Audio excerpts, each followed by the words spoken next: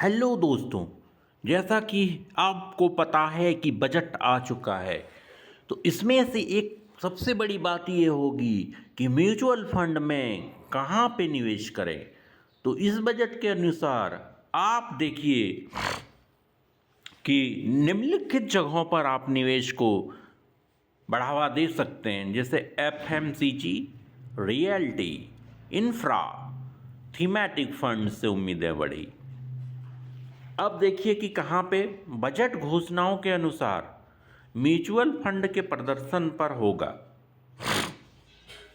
Thematic funds के return बढ़ेंगे क्योंकि कुछ सेक्टरों को फायदा होने वाला है। जाने किन फंड्स का रिटर्न बढ़ सकता है और क्यों। सबसे पहले देखिए इंफ्रास्ट्रक्चर फंड।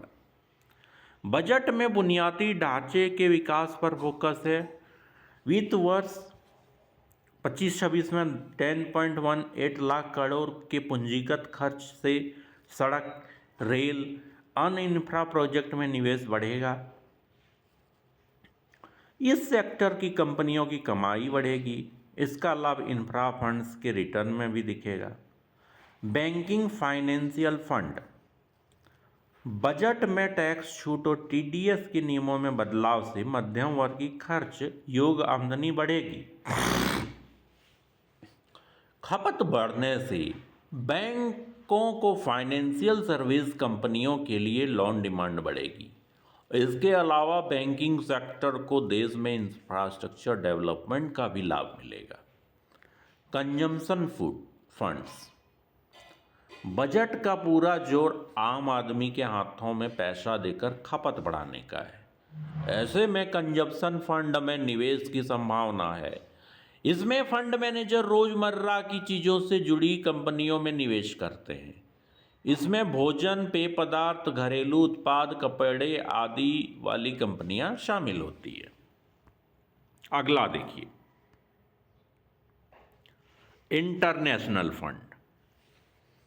एलआरएस के तहत भेजे जाने वाले धन पर टीसीएस की सीमा को 7 लाख से बढ़ाकर 10 लाख रुपए किया गया है।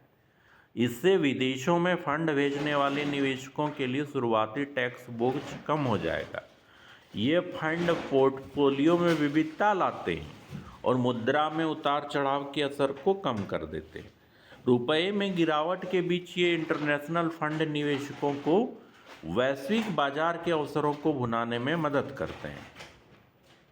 Pharma fund. बजट में 36 जीवन रक्षक दवाओं को मूल सीमा शुल्क से छूट दी गई है।